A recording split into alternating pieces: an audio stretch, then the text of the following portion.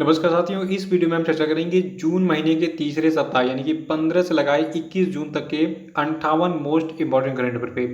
देखिए, ये सभी करंट अफेयर बहुत ही सिलेक्टिव हैं और मोस्ट इंपॉर्टेंट है आपकी सभी आगामी परीक्षाओं जैसे कि PCS, UPSC, bank, railway, police और सभी परीक्षाओं के लिए। तो शुरू से लास्ट तक जो है वीडियो को ध्यान से देखिएगा और देखिए, इस वीडियो को पूरा देखने के बाद आप इसकी पीडीएफ फाइल वो भी फ्री में डाउनलोड कर सकते हैं। नीचे डिस्क्रिप्शन बॉक्स में आपको इस वीडियो की पीडीएफ के लिए मिल जाएगी। और देखिए, इसकी पीडीएफ आप हमारे टेलीग्राम चैनल से भी डाउनलोड कर सकते हैं। नीचे डिस्क्रिप्शन बॉक्स में टेलीग्राम चैनल की लिंक आपको मिल जाएगी, वहाँ पे क्लिक कीजिए और टेलीग्राम चैनल को ज्वाइन कर लीजिए। और जो लोग नए हैं वो इस चैनल पे वो चैनल को सब्सक्राइब जरूर कर लेंगे, साथ में बेल आइकॉन प्रेस कर देंगे ताकि मेरे आने वाले अगले सभी वीडियोस का नोटिफिकेशन आपको ऑटोमेटिक और सबसे पहले मिल जाए। और वीडियो को लाइक और शेयर भी कर दीजिएगा। तो चलिए शुरू करते हैं इस वीडियो को। देखिए, पहला प्रश्न है कि हाल ही में किस व्यक्ति को 3 साल के लिए लार्सन एंड टूब्रो कंपनी के गैर कार्यकारी चेयरमैन पद पर जो है फिर से नियुक्त किया गया है। तो देखिए, ये व्यक्ति आपके हैं एम नाइक जी और इनको 3 साल के लिए जो फिर से रीअपॉइंट किया गया है इस पद पर। और देखिए, इनका जो 3 साल वाला ये नया कार्यकाल होगा ये 1 अक्टूबर 2020 से शुरू होगा। तो डिटेल्स याद रखिएगा, लेकिन एक लाइन में दिमाग में फीड कर लीजिए कि जो आपके एम नाइक जी हैं इनको अभी हाल ही में फिर से 3 साल के लिए जो है लार्सन एंड टूब्रो कंपनी के गैर कार्यकारी चेयरमैन पद पर जो है फिर से अपॉइंट किया गया है। और देखिए, जो आपकी कंपनी है लार्सन एंड टूब्रो, ठीक है, तो इसका मुख्यालय है मुंबई में और इसकी स्थापना 7 फरवरी 1938 को की गई थी। दूसरा है कि हाल ही में किस भारतीय को नासा विशिष्ट लोक सेवा पदक से सम्मानित किया गया। देखिए, जिस प्रश्न का उत्तर आपको पता है कमेंट बॉक्स में बताते चलिएगा और लास्ट में जरूर बताइए कि 58 प्रश्नों में से आपके कितने प्रश्न सही हुए हैं, ठीक है। इससे आपका मूल्यांकन हो जाएगा कि आपने इस हफ्ते कितने करंट अफेयर जो है सीखे, मतलब कितने लर्न किए, याद रखे आपने। तो ये काम आप जरूर कीजिएगा। देखिए, जो आपका दूसरा प्रश्न है इसका सही उत्तर होगा रंजीत कुमार। अभी हाल ही में रंजीत कुमार को जो है नासा विशिष्ट लोक सेवा पदक से जो है सम्मानित किया गया है। और तीसरा प्रश्न है कि विश्व रक्तदान दिवस जो है ये किस दिन मनाता है, उत्तर बताइए इसका। देखिए, जो आपका विश्व रक्तदान दिवस है ये 14 जून को मनाता है। और 14 जून को ही हम क्यों मनाते हैं विश्व रक्तदान दिवस। देखिए, 14 जून के दिन जो है एक बहुत ही महान वैज्ञानिक थे, इनका नाम था कार्ल लैंडस्टेनर, ठीक है। इन्होंने ब्लड ग्रुप की खोज की थी, तो इसीलिए इनको सम्मान देने के लिए हम मनाते हैं 14 जून को विश्व रक्तदान दिवस। और देखिए, जब का ये विश्व रक्तदान दिवस है इस दिवस को वर्ष 2004 में स्थापित किया गया था। 4 के बाद से जो है मनाना स्टार्ट हुआ था। चौथा प्रश्न है कि हाल ही में भारत के अटॉर्नी जनरल जिनका नाम है के वेणुगोपाल, इनका जो कार्यकाल है ये कितने वर्ष के लिए बढ़ाया गया है। तो देखिए, आपके भारत के अटॉर्नी जनरल है के वेणुगोपाल, इनका कार्यकाल अभी हाल ही में 1 साल के लिए बढ़ा दिया गया है। और देखिए, अटॉर्नी जनरल का जो पद होता है इससे संबंधित एक प्रश्न एग्जाम में बहुत बार पूछा गया है कि भारत का सर्वोच्च कानूनी अधिकारी कौन होता है। तो देखिए, जो आपका अटॉर्नी जनरल होता है ये भारत का सर्वोच्च कानूनी अधिकारी होता है। पांचवा प्रश्न है कि किस राज्य में कोविड-19 के समुदाय प्रसार यानी कि कम्युनिटी स्प्रेड की जांच करने के लिए घर घर निगरानी नामक एक मोबाइल एप्लीकेशन लॉन्च किया गया है। तो देखिए, इस घर घर निगरानी मोबाइल एप्लीकेशन को लॉन्च किया है पंजाब की सरकार ने। छठा प्रश्न है कि हाल ही में भारत के किस सबसे उम्रदराज क्रिकेटर का 100 साल की उम्र में निधन हो गया। तो देखिए, ये क्रिकेटर आपके हैं वसंत राय जी। अभी हाल ही में वसंत राय जी का जो है 100 साल की उम्र में निधन हुआ है। ये भारत के सबसे उम्रदराज क्रिकेटर थे। सातवां प्रश्न की हाल ही में बॉलीवुड के किस चर्चित अभिनेता ने जो है अपने घर पर खुदकुशी कर ली है। तो देखिए, बॉलीवुड के ये सबसे चर्चित अभिनेता थे सुशांत सिंह राजपूत। दरअसल इन्होंने आत्महत्या नहीं की है। पूरे इंडिया में मतलब ये ऐसा मीडिया का मानना है कि इन्होंने जो है मजबूरीवश सुसाइड किया और बहुत सारे लोगों का मानना है कि इनकी हत्या की गई है। तो अभी जांच चल रही है, बाद में पता चल जाएगा। क्योंकि दिल से मजबूत, इतना मजबूत एक्टर जो है मतलब आत्महत्या नहीं कर सकता है मेरे हिसाब से। क्योंकि ये हम सभी के प्रेरणा स्रोत है। एक छोटे से शहर से निकलकर इतने बड़े स्टेज पे पहुंचना, मंच पे पहुंचना बॉलीवुड में बहुत प्राउड की बात होती है। देखिए, जो आपके सुशांत सिंह राजपूत हैं ये बिहार से बिलोंग करते थे। और आप में से किनको किनको लगता है कि इनकी हत्या हुई है, कमेंट बॉक्स में जरा बताइए, देखते हैं कितने लोगों का क्या व्यू आता है। आठवां प्रश्न है कि हाल ही में किस शहर में जो है अत्याधुनिक बाढ़ चेतावनी प्रणाली यानी कि फ्लड वार्निंग सिस्टम जिसका नाम है आई फ्लोज, इसको लॉन्च किया गया है। तो देखिए, अभी हाल ही में मुंबई में जो है अत्याधुनिक बाढ़ चेतावनी प्रणाली यानी कि फ्लड वार्निंग सिस्टम जिसका नाम है आई फ्लोज, इसको लॉन्च किया गया है। और देखिए, अभी हाल ही में इसे केंद्रीय पृथ्वी विज्ञान मंत्री डॉक्टर हर्षवर्धन ने महाराष्ट्र के मुख्यमंत्री उद्धव ठाकरे के साथ मिलकर लॉन्च किया है। देखिए, जो आपका आई फ्लोज है ये मुंबई को जो है 3 दिन पहले होने वाले बाढ़ की भविष्यवाणी करने में सक्षम बनाएगा। यानी कि मुंबई वासियों को अब 3 दिन पहले ही पता चल जाएगा कि मुंबई में बारिश होने वाली है, वो अलर्ट हो जाएंगे। देखिए, मुंबई में जब बरसात होती है तो वहाँ पे लोगों का जीवन जो है वो अस्त व्यस्त हो जाता है। क्योंकि वहाँ पे बरसात का मौसम सबसे खतरनाक माना जाता है, बाढ़ आती है तो बहुत सारे लोग वहाँ पे जो है उनका रोजगार छिन जाता है। तो ये डिटेल्स याद रखिएगा। और नवा प्रश्न है कि हाल ही में किसे यूटीआई म्यूचुअल फंड का मुख्य कार्यकारी अधिकारी नियुक्त किया गया है? तो देखिए ये व्यक्ति आपके हैं इम्तियाजुर रहमान। अभी हाल ही में इम्तियाजुर रहमान को जो है अपॉइंट किया गया है यूटीआई म्यूचुअल फंड के मुख्य कार्यकारी अधिकारी यानी कि चीफ एग्जीक्यूटिव ऑफिसर के रूप में, और इन्होंने इस पद पर लियो पुरी का स्थान लिया है। 10वां प्रश्न है कि फिलीपींस में भारत के नए राजदूत कौन बनाए गए हैं? इनका नाम बताइए। देखिए फिलीपींस में जो भारत के नए राजदूत बनाए गए इनका नाम है शंभू एस कुमारन, और इन्होंने इस पद पर जयदीप मजूमदार का स्थान लिया है। 11वां प्रश्न है कि हाल ही में भारतीय रेलवे के किस जोन ने जो है एक आर्टिफिशियल इंटेलिजेंस सक्षम रोबोट जिसका नाम है कैप्टन अर्जुन लॉन्च किया? तो देखिए कैप्टन अर्जुन को लॉन्च किया है सेंट्रल रेलवे जोन ने, ये चीज़ आपको याद होना चाहिए। और 12वां प्रश्न है कि हाल ही में किस संस्था ने जो है national health care supply chain portal जिसका नाम है आरोग्य पथ, इसको लॉन्च किया है? तो देखिए आरोग्य पथ को लॉन्च किया है CSIR यानी कि council of scientific and industrial research ने। याद रखिएगा कि हाल ही में CSIR ने जो है national health care supply chain portal जिसका नाम है आरोग्य पथ, इसको लॉन्च किया। और 13वां प्रश्न है कि international day of family remittance जो है ये किस तिथि को मनाता है? इसका उत्तर बताइए।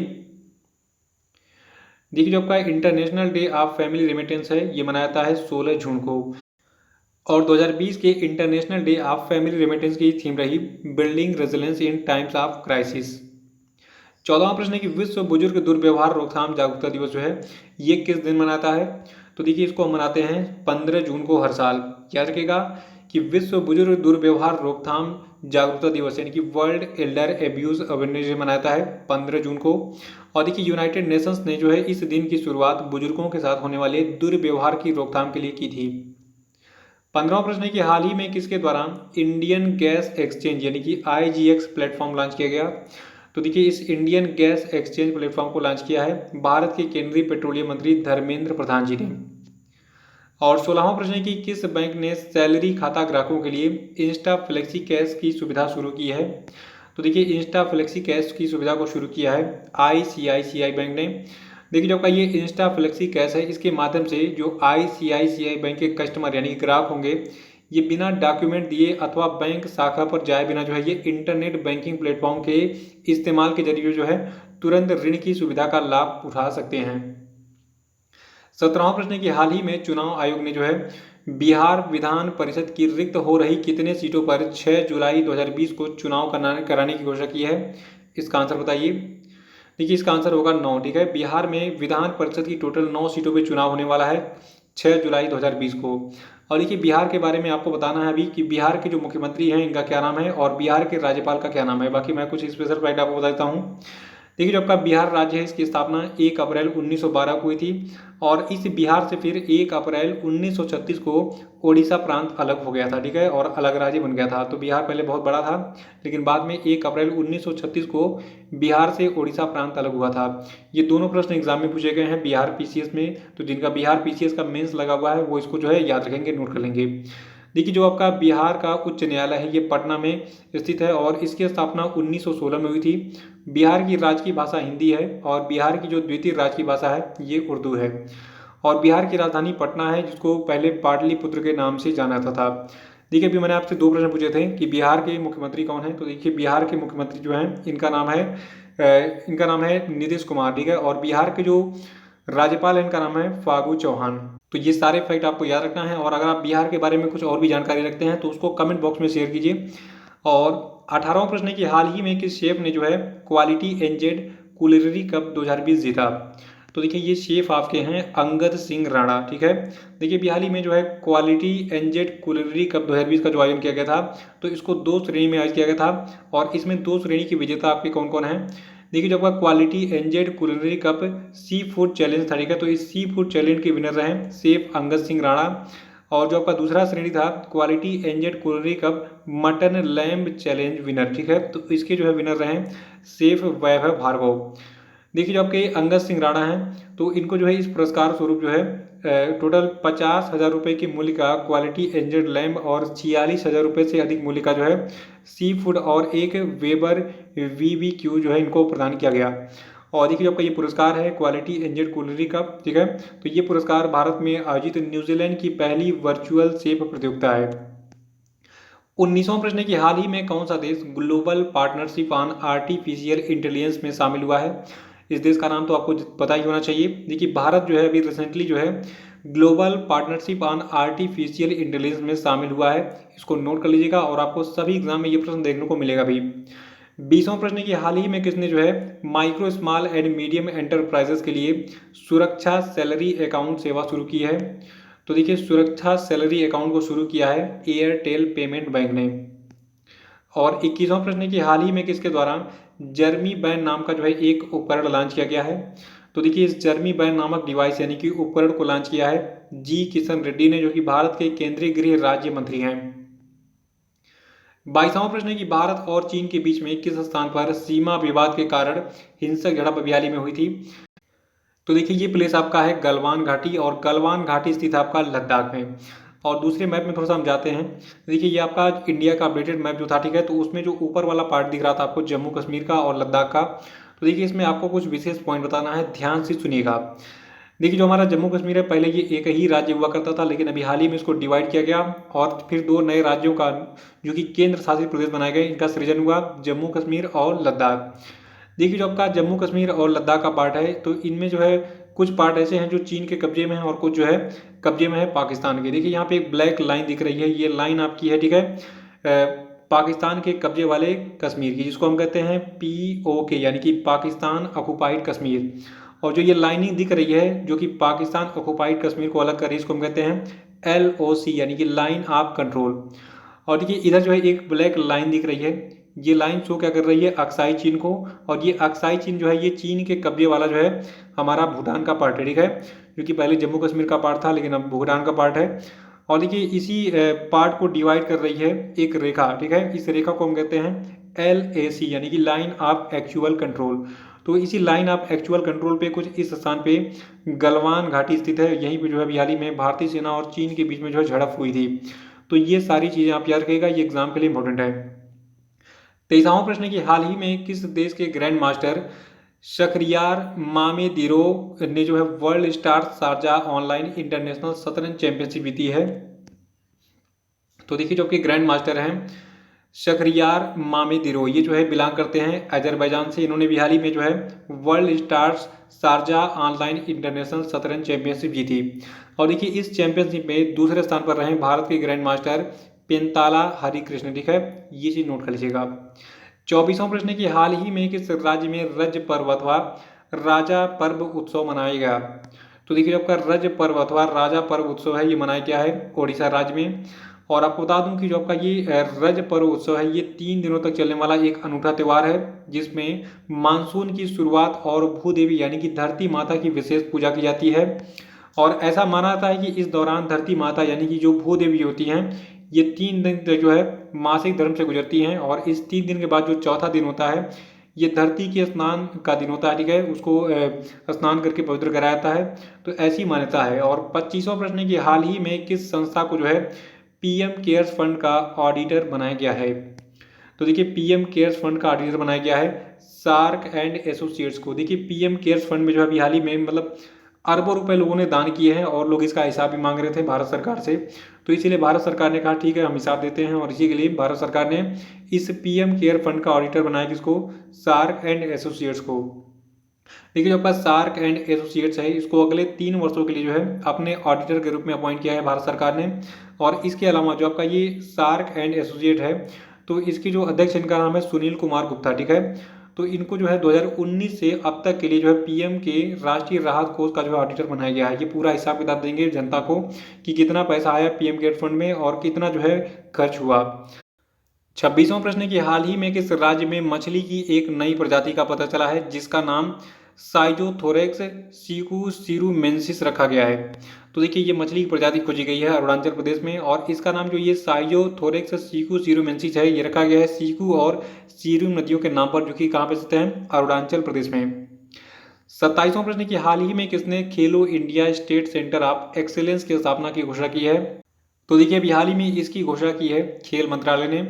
और देखिए इसके तहत पूरे देश में एक मजबूत खेल पारिस्थितिकी तंत्र बनाने के प्रयासों के तहत जो है प्रत्येक राज्य और केंद्र शासित प्रदेश में ऐसे एक KISEC यानी कि खेलो India state centre of excellence को जो है चिन्हित किया जाएगा, ठीक है, बनाया जाएगा। और 28वां प्रश्न है कि नवीनतम आंकड़ों के अनुसार मनरेगा के तहत सबसे ज्यादा रोजगार देने वाला भारत का कौन सा राज्य है? तो देखिए ये राज्य आपका उत्तर प्रदेश है। नवीनतम आंकड़ों के अनुसार उत्तर प्रदेश जो है ये मनरेगा के तहत सबसे ज्यादा रोजगार देने वाला भारतीय राज्य बन गया है। ये चीज आपको याद होना चाहिए।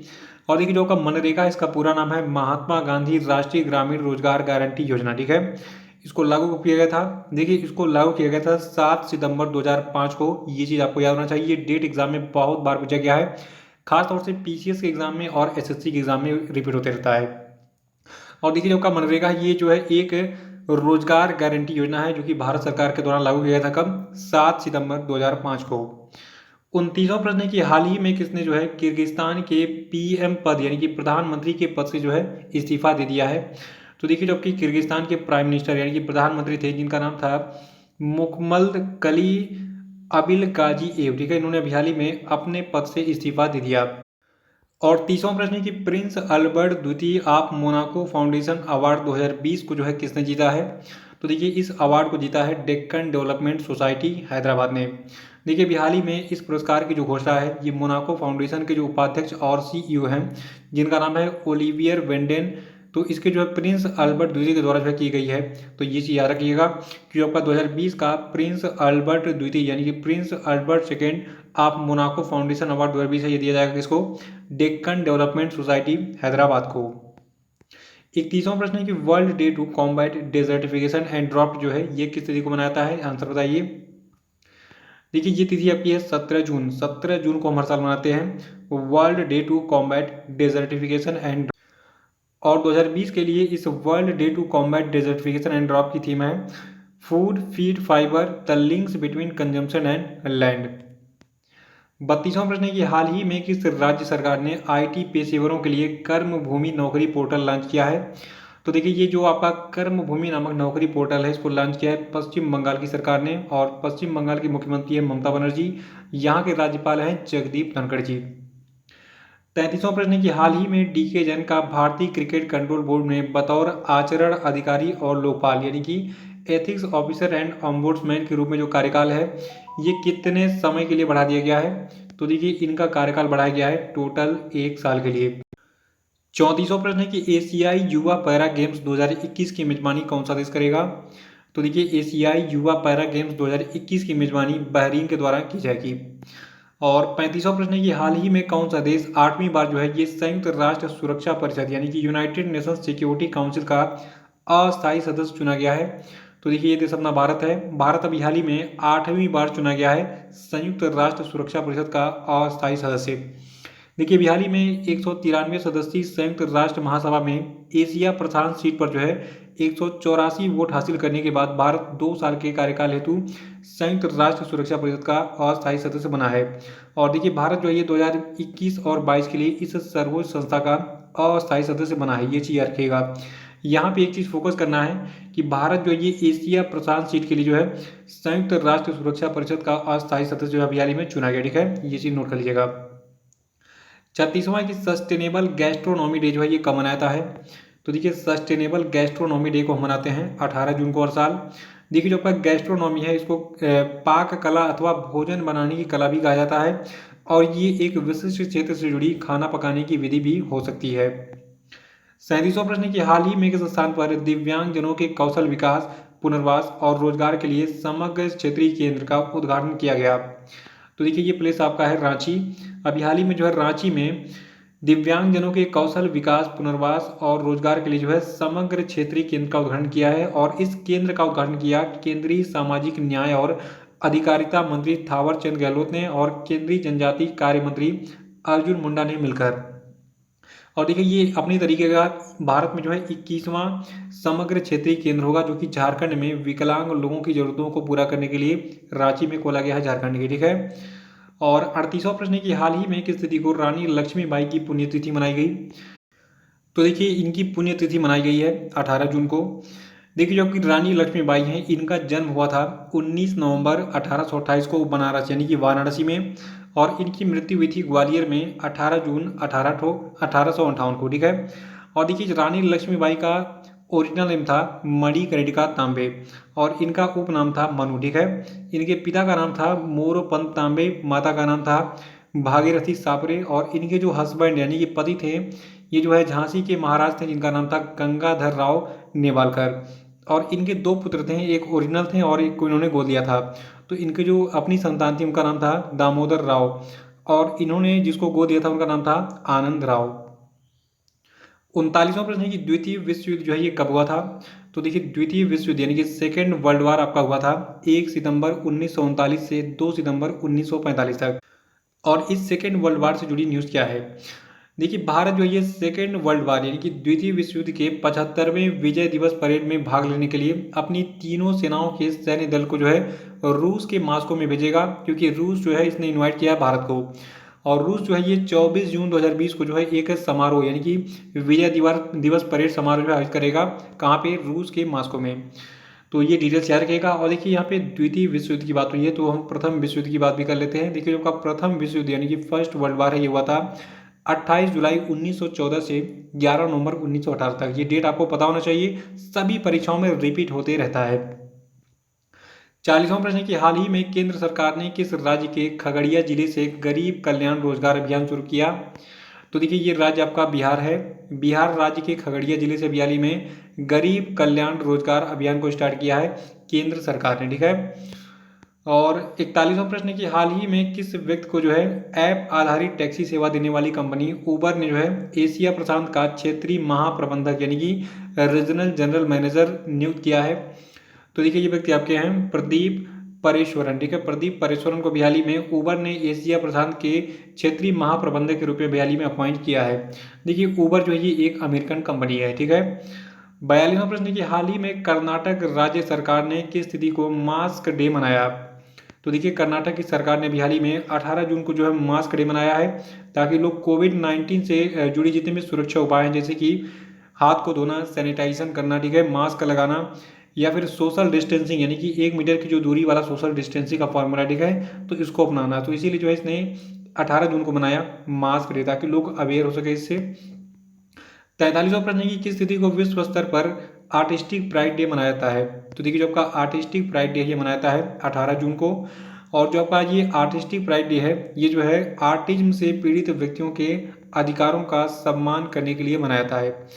और देखिए जो आपका आर्टिज्म है ये एक बीमारी है, और इसके लिए एक स्पेशल डे है वर्ल्ड आर्टिज्म अवेयरनेस डे, जो कि 2 अप्रैल को मनाया जाता है। 44वां प्रश्न है कि हाल ही में किसने शहरी और ग्रामीण क्षेत्रों के लिए एक विशेष किफ़ायती होम लोन स्कीम जिसका नाम है सरल, इसको लॉन्च किया है। तो देखिए सरल नामक इस किफ़ायती होम लोन स्कीम को लॉन्च किया है ICICI home finance company limited ने। 45वां प्रश्न है कि 75वीं संयुक्त राष्ट्र महासभा के अध्यक्ष कौन चुने गए हैं।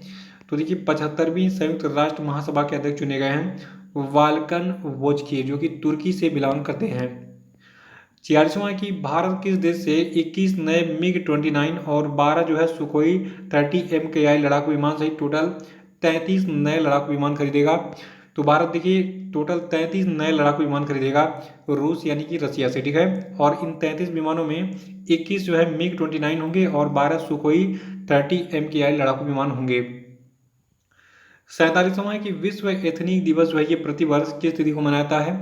तो देखिए विश्व एथनिक दिवस को मनाते हैं 19 जून को हर साल। देखिए इनका विश्व एथनिक दिवस है ये विश्व भर में अलग अलग क्षेत्रों की ऐतिहासिक विरासत, सभ्यता, मानव जाति, विज्ञान, कला और संस्कृति के संरक्षण और उनको सहेजने के लिए जागरूकता फैलाने के उद्देश्य से मनाया जाता है। 48वां प्रश्न है कि हाल ही में किस व्यक्ति को JSW सीमेंट का ब्रांड एम्बेसडर बनाया गया। तो देखिए अभी हाल ही में सौरभ गांगुली और सुनील छेत्री इन दोनों को बनाया गया है JSW सीमेंट का ब्रांड एम्बेसडर। देखिए जो आपके सुनील छेत्री ये फुटबॉलर हैं, और जो आपके सौरभ गांगुली हैं ये भारत के पूर्व क्रिकेट कैप्टन रह चुके हैं, ठीक है, ये क्रिकेटर हैं। 49वां प्रश्न है कि हाल ही में किसे national institute of public finance and policy का अध्यक्ष अपॉइंट किया गया है। तो देखिए रिजर्व बैंक के एक पूर्व गवर्नर है जिनका नाम है उर्जित पटेल, ठीक है। तो उर्जित पटेल को अभी हाल ही में national institute of public finance and policy का अध्यक्ष अपॉइंट किया गया है। देखिए जो आपका NIPFP यानी कि national institute of public finance and policy है, तो ये जो है एक इकोनॉमिक थिंक टैंक है जो कि नई दिल्ली में स्थित है। 50वां प्रश्न है कि अगस्त 2021 के लिए संयुक्त राष्ट्र सुरक्षा परिषद का अध्यक्ष कौन बनेगा? तो देखिए अगस्त 2021 के लिए जो है संयुक्त राष्ट्र सुरक्षा परिषद का अध्यक्ष बनेगा भारत, ठीक है। और देखिए जो आपका संयुक्त राष्ट्र सुरक्षा परिषद यानी कि यूनाइटेड नेशन सिक्योरिटी काउंसिल है, इसका मुख्यालय है न्यूयॉर्क USA में। स्थापना इसकी हुई थी 24 अक्टूबर 1945 को। 51वां प्रश्न है कि विश्व शरणार्थी दिवस यानी कि वर्ल्ड रिफ्यूजी डे जो है किस दिन को मनाता है? आंसर बताइए। देखिए जो आपका विश्व शरणार्थी दिवस है ये 20 जून को हर साल मनाता है और 2020 के लिए इसकी थीम है एवरी एक्शन काउंट्स। और देखिए 2020 के कुछ महत्वपूर्ण दिवस हैं, ये आपको स्क्रीन पे दिख रहे हैं। इन सबका जो है स्क्रीनशॉट लेके इसको नोट कर लीजिएगा, ठीक है, कि किस दिन जो है कौन सा दिवस मनाया गया। 52वां प्रश्न है कि हाल ही में किस राज्य में 19वां महान जून विद्रोह दिवस यानी कि ग्रेट जून अपराइजिंग यूनिटी डे मनाया गया? तो देखिए ये राज्य आपका मणिपुर है। मणिपुर में मनाया गया है अभी हाल ही में 19वां महान जून विद्रोह दिवस। 53वां है कि नवरक्षक क्या है? देखिए जो आपका नवरक्षक है ये एक PPE किट यानी कि व्यक्तिगत सुरक्षा उपकरण किट यानी कि पर्सनल प्रोटेक्टिव इक्विपमेंट किट है। और देखिए अभी हाल ही में भारतीय चिकित्सा अनुसंधान परिषद यानी कि Indian council of medical research ने इस यूजर फ्रेंडली PPE नवरक्षक किट के जो है उत्पादन को मंजूरी प्रदान की है। अब इसका बड़े तौर पर जो उत्पादन किया जाएगा। 54वां प्रश्न है कि हाल ही में ब्रिटेन की प्रमुख तेल कंपनी ब्रिटिश पेट्रोलियम ने अपने वैश्विक व्यवसाय को सपोर्ट करने के लिए किस स्थान पर जो है ग्लोबल बिजनेस सर्विस सेंटर खोलने की घोषणा की है? तो देखिए ये प्लेस आपका पुणे है जो कि महाराष्ट्र में स्थित है। तो महाराष्ट्र के पुणे में स्थापित किया जाएगा ब्रिटिश पेट्रोलियम के द्वारा ग्लोबल बिजनेस सर्विस सेंटर। और इस सेंटर यानी कि केंद्र का जो परिचालन है ये 2021 तक जो है जनवरी महीने में शुरू होने की संभावना है। 55वां है कि भारत के केंद्रीय खाद्यान्न और कोयला मंत्री कौन है? तो देखिए भारत के केंद्रीय खाद्यान्न और कोयला मंत्री हैं प्रहलाद जोशी। और इनकी जुड़ी न्यूज क्या है? देखिए हाल ही में केंद्रीय खाद्यान्न और कोयला मंत्री प्रहलाद जोशी ने खनन उन्नति में सत्यभामा यानी कि साइंस एंड टेक्नोलॉजी योजना फॉर आत्मनिर्भर भारत इन माइनिंग एडवांसमेंट नामक एक वेब पोर्टल को लॉन्च किया है। देखिए जब का ये सत्यभामा पोर्टल है ये शोधकर्ताओं को अपनी रिपोर्ट यानी कि प्रगति यानी कहाँ तक उनका शोध पहुंचा है और इसका अंतिम रिपोर्ट क्या है तो इसकी जो है इलेक्ट्रॉनिक प्रारूप में प्रस्तुत करने की जो है अनुमति प्रदान करेगा। 56वां प्रश्न है कि कौन सी कंपनी भारत की पहली 150 अरब डॉलर के मूल्य की कंपनी बन गई है? और अभी हाल ही में शुद्ध ऋण मुक्त कंपनी भी ये बन गई है। तो देखिए ये कंपनी आपकी है रिलायंस इंडस्ट्रीज। देखिए रिलायंस इंडस्ट्रीज पे किसी भी बैंक का कोई भी कर्जा नहीं है, इसलिए ये जो है शुद्ध ऋण मुक्त कंपनी हो गई है भारत की। और ये जो है भारत की पहली 150 अरब डॉलर के मूल्य वाली कंपनी भी बन गई है, ठीक है। तो ये आपको पता होना चाहिए, एग्जाम के लिए इंपॉर्टेंट पॉइंट है। 57वां प्रश्न है कि कौन से भारतीय ग्रैंड मास्टर $1 मिलियन के मैग्नस कार्लसन चेस टूर्नामेंट में भाग लेने वाले पहले भारतीय बन गए हैं? तो देखिए इनका नाम है P हरि कृष्ण, ठीक है। जो आपके P हरि कृष्ण है ये $1 मिलियन के मैग्नस कार्लसन चेस टूर्नामेंट में भाग लेने वाले पहले इंडियन ग्रैंड मास्टर बन गए, ठीक है। 58वां प्रश्न है कि संघर्ष में यौन हिंसा के उन्मूलन हेतु अंतर्राष्ट्रीय दिवस कब मनाया गया? तो देखिए संघर्ष में यौन हिंसा के उन्मूलन हेतु अंतर्राष्ट्रीय दिवस मनाया गया है 19 जून को। तो ये थे आपके 58 मोस्ट इंपॉर्टेंट करंट अफेयर। आपको ये वीडियो कैसा लगा कमेंट बॉक्स में जरूर बताइएगा। और देखिए प्लीज़ वीडियो को लाइक और शेयर जरूर कर दिएगा, ठीक है, ताकि और भी स्टूडेंट इस वीडियो को देख के इससे लाभ इसके। जो रुकना है वो चैनल को सब्सक्राइब करके जो घंटे वाला आइकन है इसको जरूर दबा दीजिएगा, ताकि आपको जो है चैनल के सारे वीडियोज़ के नोटिफिकेशन ऑटोमेटिक मिल जाए। और देखिए जो हमारा टेलीग्राम चैनल है इसकी लिंक आपको मिलेगी नीचे डिस्क्रिप्शन बॉक्स में। वो व्हाट्सएप की लिंक मिल जाएगी, फेसबुक पेज की भी लिंक मिल जाएगी, ट्विटर की मिल जाएगी, इंस्टाग्राम की। तो इन सबको ज्वाइन कर लीजिएगा वहाँ पे लिंक पे क्लिक करके। तो इसी के साथ बहुत धन्यवाद, thank you and have a nice day.